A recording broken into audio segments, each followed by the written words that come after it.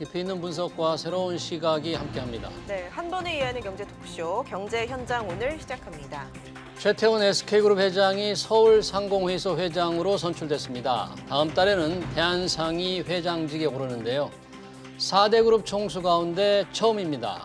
최 회장의 취임으로 입지를 다질 대한상위 미래에 이목이 집중됩니다. 네, 이번 수장 교체를 계기로 또 경제단체의 기능과 역할에는 어떤 변화들이 찾아올까요? 또 필요한 개선 방안은 어떤 것들이 있는지 살펴보겠습니다. 유튜브 실시간 댓글을 통해 많이 참여해 주시고요. 오늘 두 분과 함께합니다.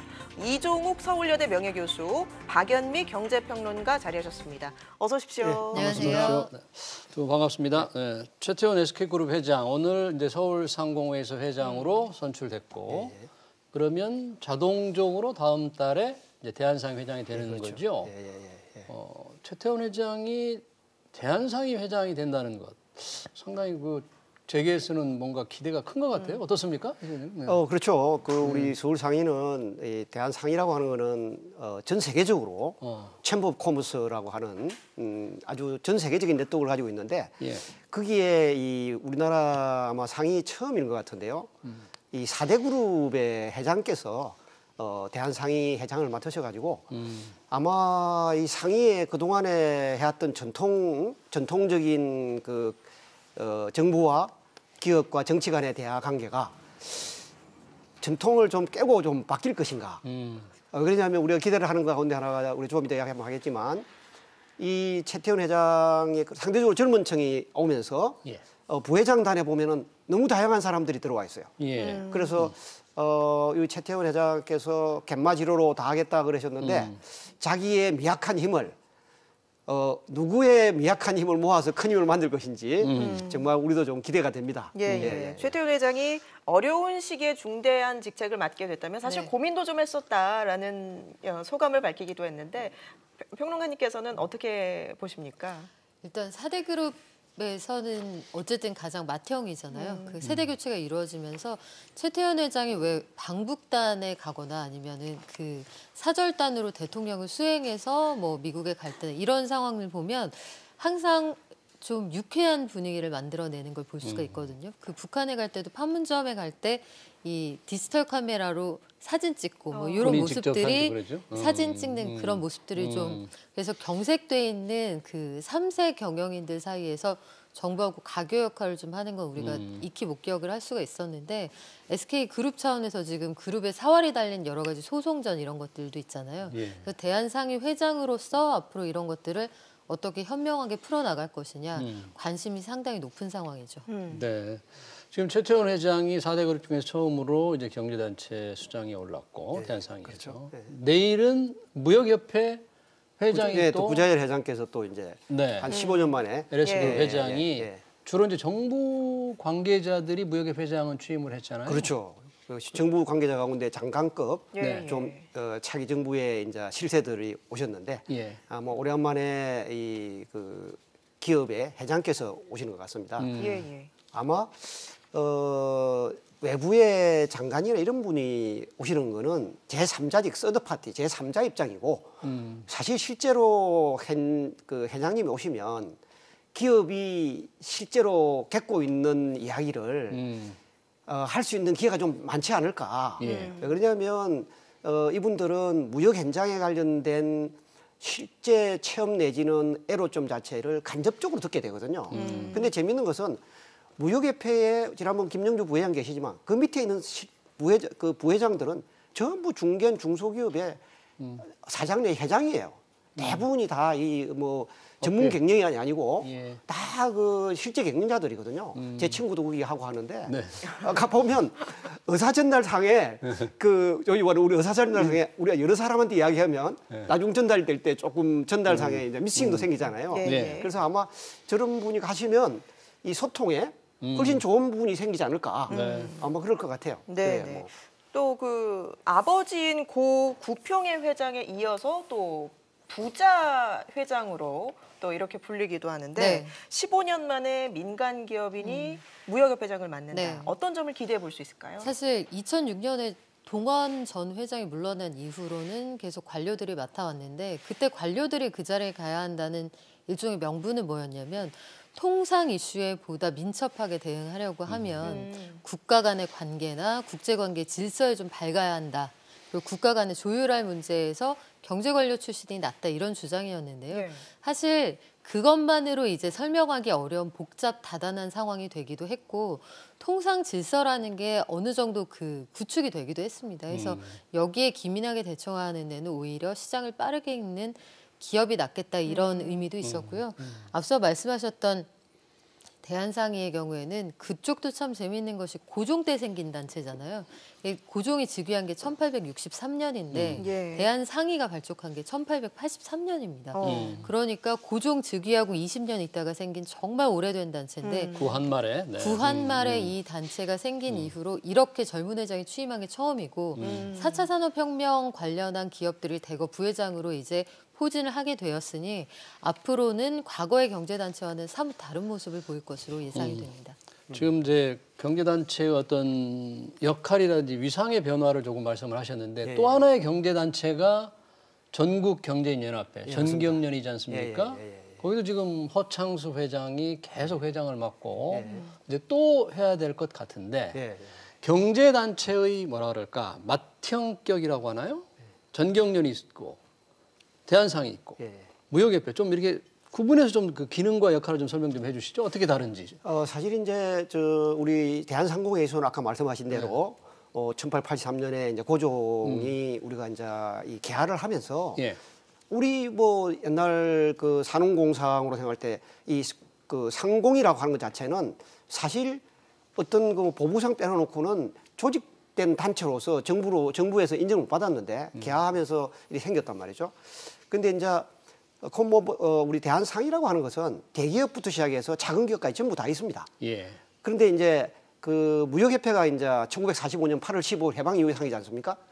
그런데 그때도 보면은 무역 진흥을 통해서 국가 발전에 기여하는 사람들의 모임이다 한 105인 정도가 모여요. 예. 근데 105인 자체를 우리는 역사를 배운 사람 생각해 보면 1911년에 105인 사건도 생각나게 만들고, 그래서 이제 105인이 만들어서 이렇게 이제 쭉 해오고, 전국경제연합회는 사실은 뭐고 비슷하냐면 한국 경제의 경제개발 5개년 계획의 시작과 맞물렸습니다.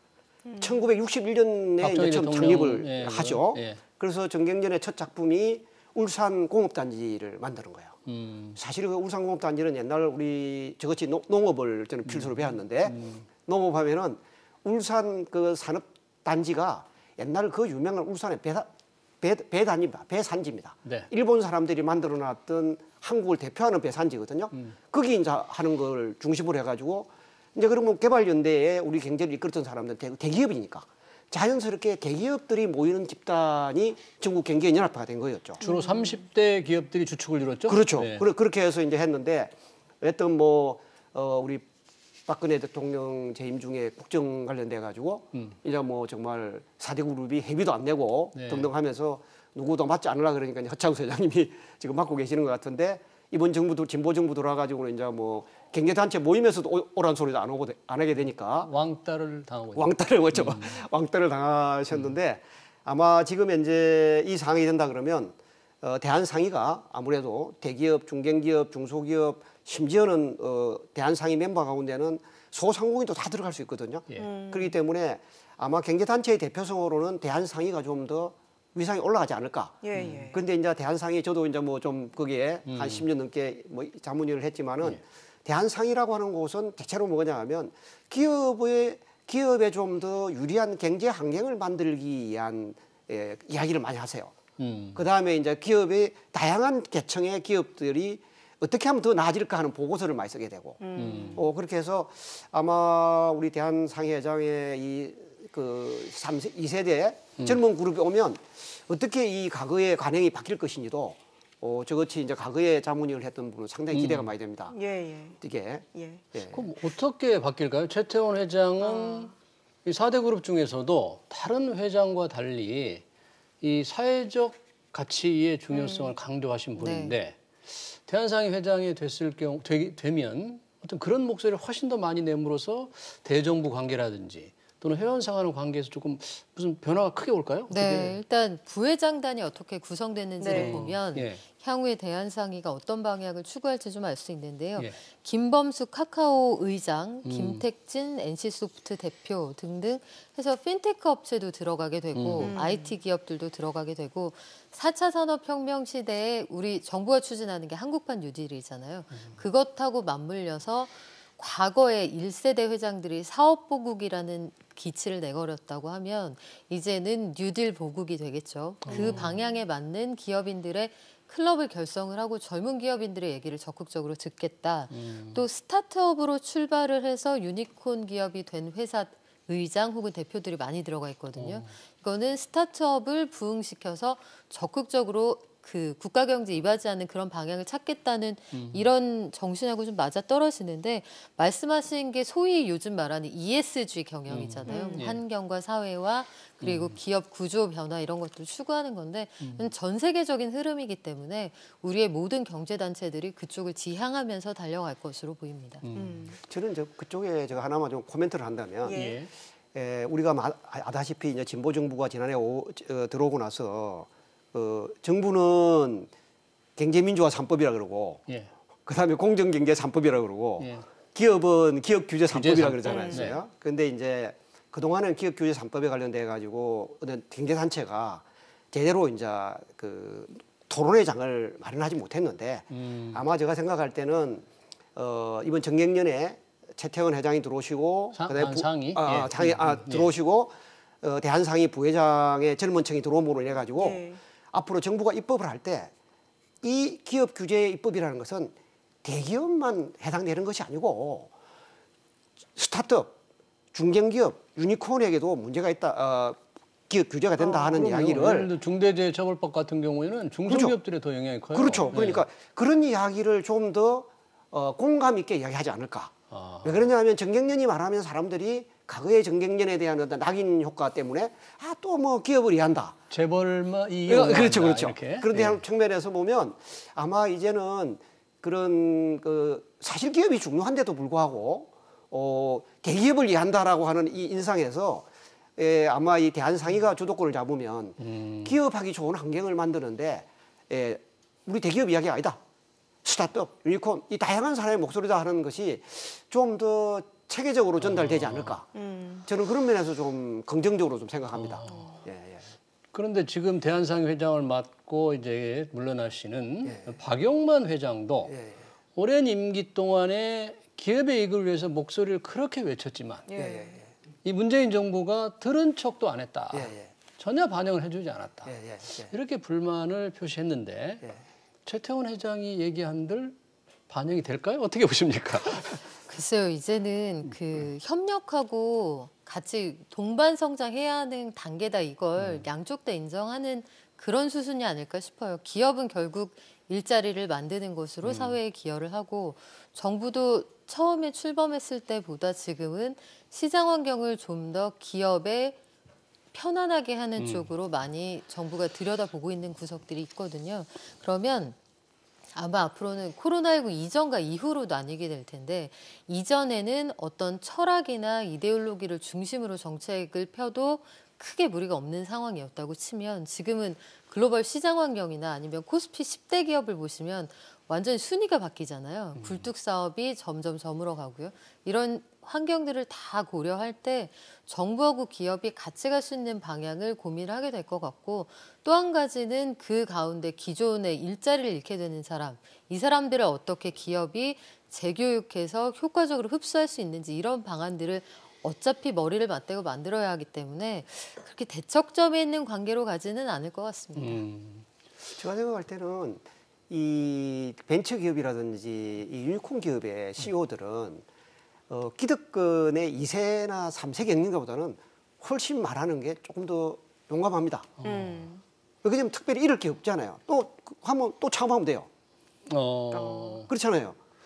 아니 뭐 여기 있는 뭐 김범수 씨라든지 이런 분들 뭐 예. 아니 그냥 하기 싫으면 그만뒀다가 나와서 유니콘 저 카카오 만들잖아요. 그게 그렇게 쉽진 않을 텐데. 네.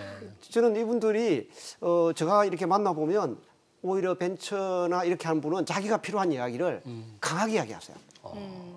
훨씬 더 대기업들은 그렇게 말하기 어렵거든요. 그래서 저는 오히려 뭐 소통하는데 좀 더 낫지 않을까? 네. 예, 예, 예. 최태원 회장이 이제 대한상위 회장을 맡기 전에 예. 이제 재계 관계자들과 얘기한 거를 들어보면 예. 정부에 대한 얘기도 많이 하지만 이 재계가 예. 좀 더 자신들의 역할을 국민들에게 정확하게 더 알리는 데 노력을 좀 더 해야 되는 거 아니냐. 그러면서 대한상위 회장의 롤에도 약간의 역할에도 좀 변화가 필요하지 않겠나. 뭐 이런 얘기를 했다고 그런 것 같아요. 그거는 뭐 예. 지금 현재 우리 시대적 상황, 예. 그다음에 우리 세대의 변화 관점에서 보면 저는 당연하다고 생각합니다. 나는 저 부분이 기대를 좀 하는 이유가 우리 정치권이 386 세대가 와 있는 586 세대잖아요. 근데 저 386, 586 세대를 같이 살아본 사람들이 지금 현재 최태원 회장이나 저 마탱에 있는 사람이죠. 예. 어찌 생각하면 지금 뭐 더불어민주당에 힘 있는 사람들이 다 비슷한 대학에 같이 다녔잖아요. 그렇기 때문에 네. 오히려 우리 송경식 회장이나 이런 분들보다는 소통할 수 있는 그 범위가 더 넓지 않을까. 또 쉽게 그러니까 세대가 비슷한 용어를 쓸 거라 생각해요 저는. 예, 예. 이 전경련 이제 허창수 회장이 또 한 번 맡게 될 그런 뉴스 보도가 나오는데 이 전경련의 네. 쇠락이랄까요? 뭐 이렇게 역할이 쪼그라드는 건 참 이례적인 거죠. 전경련이 일본의 게이단넨을 모방해서 그렇죠. 벤치마크가 생겼는데 어쩌다 이런 신세가 됐는지. 결국은 모두 다 알고 계신 내용이지만 국정농단 사건 이후에 4대 그룹들이 이제 불참하겠다고 선언을 하면서 회비가 줄어들고 역할이 줄어들고 큰 기업들이 빠져나가면서 스피커의 목소리 자체가 줄어든 거죠. 전경련은 사실상 폐쇄성을 가진 대기업 중심의 어떤 사교 클럽 같은 역할을 했는데 그 안에서 오고 가는 어떤 핵심 정보랄지 아니면 가치 있는 정보, 정부에 대한 적극적인 의견 피력 기능 이런 것들이 있었습니다만 이제 현 정부 들어서는 청와대 주최 오찬 같은 데에도 허창수 회장이 초대는 됐는데 전경련 회장 명의로 초대가 된 게 아니라 GS그룹 회장 신분으로 초대가 됐었거든요. 예. 그래서 전경련하고의 관계를 의식적으로 좀 멀게 두겠다 이런 입장들을 좀 읽히기도 했고요. 전경련은 그럼에도 불구하고 한국경제연구원 등의 그 기업의 이익을 대변하는 여러 가지 보고서를 내고 기업의 입장에서 환경을 만들려고 하는 그런 역할들을 하고 있기 때문에 아마 존재 자체가 사라지진 않겠습니다만 과거와 같이 전경련의 어떤 뭐 5대 그룹 회장의 모임을 통해서 어떤 것들이 결정된다든지 이런 시대는 다시 오기 힘들지 않을까 싶습니다. 사실 경제단체가 힘을 가지려면 지금 대한상회가 부회장단을 새로 영입하듯이 새로운 회원사를 더 끌어들여야 되잖아요. 그렇죠. 예, 예. 전경련도 그런 노력을 했을 텐데 성과를 못 낸 거죠. 그렇죠. 들어오려고 하지 않는 거죠. 지금 뭐 우리 저 청문회 할 때 아니 그냥 국회의원께서 정경련에 회원으로 있을 거냐 나갈 거냐라고 해서 다 선을 했잖아요. 그때 구본모 회장만 친목 단체인데 뭐 그렇게 해야 되느냐 하고 말을 뭐 우리 그만두겠다 다 나왔지 않습니까? 그러니까 이분들이 다시 어떻게 자리를 마련할 때까지는 시간이 저는 필요할 것 같아요. 그렇지만 한국 경제 상황에서 대기업이라고 하는 것은 기본적으로 글로벌 마켓에서 움직이는 사람들이에요. 그럼 이 사람들이 네트워크가 정보가 필요할 때가 있어요. 실제로 제 동생도 대기업에 근무하고 있는데 우리 외교가 해결하지 못하는 문제가 있으면 그 지사로 정부에서 부탁을 해 내려오는 거예요. 사실 한일 관계가 굉장히 어려웠을 때 예. 일본을 잘 아는 기업인들에게 조금 도움을 청하면 어떻겠냐 이런 얘기도 있었는데 예. 그런 그렇죠. 얘기를 하는 거죠. 그러니까 저 동생도 아프리카 쪽에 있었는데 가끔씩은 정부 채널이 안 되면 내려오는 거예요. 네. 그리고 어떻게 하냐고 했더니 자기는 대기업이니까 웬만한 국가에 뭐 잘 나가는 사람들은 다 뭐 자기들이 컨퍼런스 같은 거 해가지고 한다 이거야. 외교관보다 낫습니까? 그러니까 전화 한 통화만 하면 무슨 일이냐 이렇게 하는데 그런 네트워크를 가진 거는 중소기업 불가능하거든요. 그런데 대기업은 기본적으로 뭐 현대나 삼성이나 LG 같은 경우가 글로벌리 제품을 팔지 않습니까? 제품을 파다 보면 그게 안정규격을 통과해야 되고 그러니까 태생적으로 그쪽에 있는 정부라든지 정치인들하고 접촉을 하지 않으면 안 될 수밖에 없는 거예요. 그러니까 자연스러운 관계를 정부가 활용하는 것도 정부는 그냥 무임승차할 수 있거든요. 네. 그래서 지금 현재는 뭐 그렇지만은 나중에는 누군가가 저 대기업이 가지고 있는 글로벌 네트워크를 이용하는 거는 국가 미래 발전을 위해서, 국가 경제 발전을 위해서 저는 상당히 중요하다고 생각합니다. 언젠가는 뭐 저는 다시 회복될까 생각해요. 왜냐하면 대한상의가 대기업, 중소기업, 벤처기업 이렇게 다양한 사람을 하다 보니까 목표가 여러 개면 집중을 못합니다. 그렇지 않습니까? 그런데 정경련 같은 경우는 대기업 쪽이니까 우리 대기업은 이거 좀 잘해주면 잘할게 이렇게 집중을 할 수가 있어요. 그래서 사실을 보면 중소기업 중앙회 같은 경우도 너무 중소기업, 중기업, 중소기업이 하다 보니까 소상공인이 빠져나왔거든요. 이런 식으로 각 단체라는 것은 자기들이 중점을 두는 어떤 초점이 있어야 돼요. 예. 그럼 그때 정부도 그걸 잘 활용하면 되는데 지난번 정부에서 정경련이 좀 역할을 잘못하는 바람에 이 날벼락을 받은 거는 좀 안타깝다 생각합니다. 알겠습니다. 예. 교수님께서 뭐 목표가 여러 개는 네. 집중을 못한다 이런 말씀을 하시기도 했는데 지금 흩어져 있는 경제단체를 하나로 모아야 된다, 통합해야 된다 이런 목소리도 일각에서 나오고 있죠. 사실 처음 나온 얘기는 아니고요. 예. 과거에도 우리가 무역협회나 이런 것들 다 잘게 나눠놨던 게 내수하는 기업이 있고 수출하는 기업이 있을 때는 그런 게 의미가 있었습니다만 사실 거의 대부분의 대기업이 수출 기업이고 경총에도 속해 있고 정경련에도 속해 있고 상위에도 속해 있는 마당에 이런 구별이 왜 필요하냐라는 얘기가 있었습니다만 결론부터 말씀드리면 단체 간 통합은 어렵다고 봅니다. 일단 기존에 가지고 있는 자산이 있고요. 그 밑에서 근무하고 있는 일꾼들이 있잖아요. 그리고 경제연구소나 그 분석 보고서 내는 행정조직이 있기 때문에 그런 이해관계 때문에도 불가능하거니와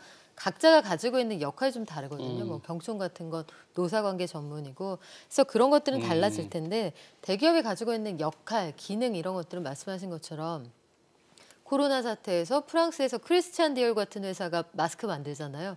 롤스로이스가 산소호흡기 만들고요. 그러니까 기업이 가지고 있는 역할이 삼성 뉴욕지사가 5G 미국 상용화보다 요 정보를 알고 우리 정부에 전달하면서 한국이 한밤중에 5G 상용화를 시작을 하게 된 거거든요. 그러니까 서로 보완해 가는 관계라고 생각합니다.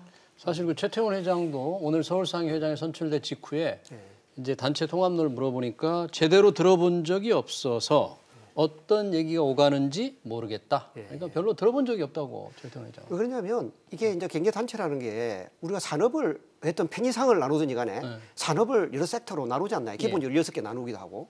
그러면 제가 섬유 산업을 하는데 철강 모임에 가가지고 섬유 이야기하면 철강하는 사람들이 아, 저 지금 무슨 이야기 하는 거야? 이런 말 안 하겠어요. 그러니까 사실은 각 산업별 자기의 자기 산업이 겪고 있는 애로 요인이나 이 정부의 건의사항은 이렇게 각 역할에 맞게끔 나누어져 있는 거는 괜찮아요. 근데 이제 이거를 정부가 어떻게 잘 아우러서 국가 경제의 발전이라든지 정부의 고용 창출이라든지 이런 쪽과 어떻게 이렇게 잘 통합 연결시켜 가느냐가 나는 앞으로 정부의 현명한 정책이 아닐까. 돈 하나 쓰지 않고. 예. 왜냐하면 경제단체라는 건 다 자기들 돈으로 하거든요. 대기업, 특히 대기업이 손거든. 뭐 중소기업이라든지 이런 쪽은 정부 지원이 많지만 정경련이라든지 그다음에 대한상의 같은 경우는 대부분이 다 회비 가지고 움직이는 곳이거든요. 그러면 저기에 정부가 하면 정부는 재정별 투입 없이 정부가 하고 싶은 정책을 펼 수 있는 거예요. 그런 측면에서 저 경제단체하고 정부가 얼마나 잘 소통하느냐 이것도 상당히 중요하고 그러다 보니까 우리 대통령 의대 순방 가면 꼭 경제사절단 따라가잖아요. 네. 그게. 지금 경제단체 중에서 저희가 이 경영자 총협회 한국 경총 얘기를 조금 안 했는데 그렇죠. 예. 여기 역할은 주로 노사 그렇죠. 산업평화와 노사관계 안정을 위한 목소리를 내는 곳이죠. 어떻습니까? 그렇죠. 예. 이게 이제 정경련에서 같이 있다가 예. 옛날에는 우리가 아시다시피 이제 노동운동 자체가 별로 크지가 않았습니다. 왜냐하면 우리가 경제개발 5개년 계획이 연속돼 있을 때는 일단 성장해야 되니까 세상에 많은 불만이 잠재 있었죠. 그러다가 이제 1970년에 정경련에서 이렇게 이제 빠져나갔어요. 그때 아마 이걸 내 송영식 회장께서 한마디 한 것 같습니다. 이거 뭐 좀 우리 그냥 아까 말씀하신 대로 정경련의 역할이 줄어드니까 뭐 좀 한번 같이 해보면 어떠냐. 이런 이야기가 나오기는 나오는 것 같은데 이거는 뭐 어떻게 할지는 잘 모르겠지만 이제 경총이 힘든 거는 사실이죠. 왜 그러냐면 이제 지금 이제 정부 입장에서는 힘의 균형이 기울어진 운동장으로 되어 있으니까 경총의 목소리라는 자체라는 거는 뭐 전혀 부각이 되지 않으니까 힘의 한계를 느껴서 그런 말이 나오는 것 같아요. 기울어진 운동장이라면 노와 사간에 기울어진데 노 쪽으로 기울었다 그런 말씀이죠. 그렇죠. 노 쪽으로 너무 기울어 있는데 사실 정부가 들어가지고 이거를 좀 이 기울어진 운동장을 좀 이렇게 좀 팽팽하게 좀 만들어줘야 되는데 우리 대통령께서 2019년도에 살트 셔바덴 해벽이 있는 쪽에서 스웨덴 수상하고 같이 그 회의도 했잖아요. 회의도 했는데 거기에 노사정에 정말 우리 노사정의 하나의 표본이 되는 쪽에서 협상을 했는데도 불구하고 돌아오셔가지고 노사정의 어떤 그 제대로 된 이제 팽팽한 운동량을 만드는 걸 안 하시니까 우리 같은 사람 보면 조금 답답할 때가 있죠. 예. 그럼 경제단체 통합이라는 것은 뭐 최태원 회장도 들어본 적이 없다고 그러고 네. 박영민 평론가처럼 불가능하다 그러는데 그럼 운용의 뭐 혁신 또는 개선 이런 방안은 좀 있을 수 있나요? 일단 경제단체가 경제를 위해서 그러니까 기업인들의 목소리를 대변하는 건 자연스러운 일이에요. 그러니까 이익 집단이잖아요. 노조가 노조의 입장을 대변하고 환경단체가 환경 얘기하는 거랑 똑같은데 시대가 원하는 이야기를 좀 들려줄 필요가 있습니다. 앞으로 공채 같은 것들이 점점 사라지고 청년 일자리는 어려워지고 깅노동으로 플랫폼 노동이 분화되는데 기업이 사회적으로 어떤 역할을 할 수 있는지를 이야기하고 대신에 우리는 기업하기 좋은 어떤 환경을 원한다고 얘기를 하고 그러니까 명분과 실리를 함께 얻는 쪽으로 목소리를 내야겠죠. 뭐 각 단체별로 좀 특화된 역할을 잘 살려서 종합적으로 보면 우리 경제가 전반적으로 잘 돌아가는 이런 쪽으로 발전하면 좋을 것 같아요. 지금 이제 분위기는 전 세계적으로 분위기를 보면 금방 발하시는 건 사실이에요. 이제는 사실 소기업부터 시작해서 대기업까지 ESG를 안 하고는 안 되잖아요. 근데 ESG를 하기 이전에 이미 뭐냐 하면 UN 글로벌 컴팩트라든지 이렇게 해서 ISO 29000이라고 하는 사회적 책임 인정도 있어요. 예. 그게 이미 이 세상의 하나의 흐름이 돼 있거든요. 그럼 ISO 29000이라고 하는 ESG 같은 이런 것은 사실 모든 조직에 다 해당되는 거예요. 예. 지금까지는 그냥 기업의 사회적 책임이란 말이 그러니까 그런 걸 나왔는데 재계 단체가 좀 주도해야 된다 그런 그렇죠. 말씀이신가요? 이제는 뭐냐면 기업이란 말을 안 써요. 모든 조직에게는 사회적 책임이 있다. 그리고 옛날에는 CSR이라고 썼는데 이제는 SR로 가는 거예요. 모든 조직은 가정, 그다음에 노조 단체, 기업만이 그다음에 모두 아니라 전 조직이 그 CSR이라는 시대가 사회적 끝나가는 책임을 거예요. 다해야 된다. SR로 가는 거예요. SR로. 예. 그런 시대에 제일 중요한 하나의 어떤 고울이 ESG 아니겠습니까? 그러니까 각 단체가 공유할 수 있는 영역은 확실히 생긴 거죠. 우리가 ESG를 어떻게 잘할 것이냐. 이 부분은 뭐 모두가 추구해야 되는 부분이니까. 최태원 회장이 상위 회장이 됨으로써 그런 노력을 훨씬 더 박차를 가할 것으로 이렇게 보십니까? 그렇죠. 이게 이제 글로벌 규범이 돼 있으니까. 글로벌 규범이 돼 있으니까 이 부분은 강하게 될 거란 말이죠.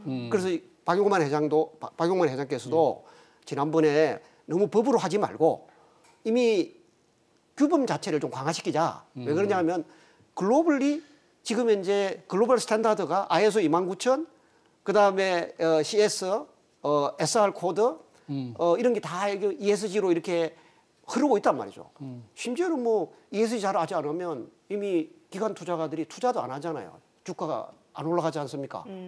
MSCI에서 그게 중요한 비중이 되니까. 그러니까 이거는 이제는 놓칠 수가 없거든요. 그런 측면에서 보면은 최태원 회장께서 대기업이니까 대기업은 지속가능 보고서를 쓴 지가 지금 한 10년이 넘어돼요. 그러니까 자기들은 이미 경험이 있어요. 그 경험이 우리나라의 사회적 책임이라고 하는 경험을 제일 많이 가지고 있는 게 대기업 조직이니까 그분이 중견기업, 중소기업하고 하면 아마 나는 상당히 좋은 그 그라운드가 생기지 않을까. 그렇게 생각합니다. 알겠습니다. 네. 오늘 두 분 말씀은 여기까지 듣도록 하겠습니다. 지금까지 박연미 경제평론가, 이종욱 서울여대 명예교수와 함께했습니다. 고맙습니다.